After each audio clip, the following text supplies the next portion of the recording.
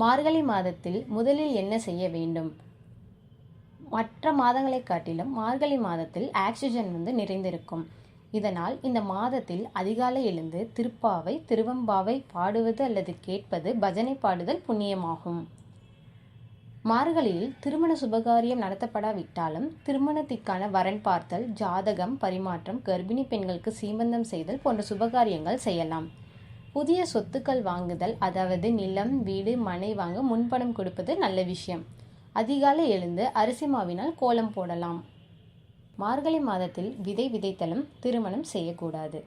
மார்கழி மாதம் விதை வளர்வதற்கான காலம். இந்த காலத்தில் விதை விதைத்தால் அது சரியாக வளர்வதற்கான சூழல் இருக்காது. இதனால் தான் திருமணமும் செய்யக்கூடாது என முன்னோர்கள் சொல்லி வைத்துள்ளனர்.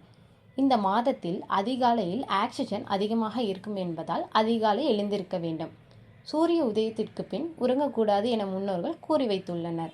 மார்கழி மாதத்தில் புதுமனையில் குடிபுகுதல், வாடகை அல்லது ஒத்திக்கு வீடு மாறி செல்லுதல், புதிய அலுவலக கட்டடத்துக்கு மாறுதல் கூடாது. ஏனெனில் இந்த மாதத்தில் துரியோதனன் தனது ராஜ்யத்தை இழந்தார்.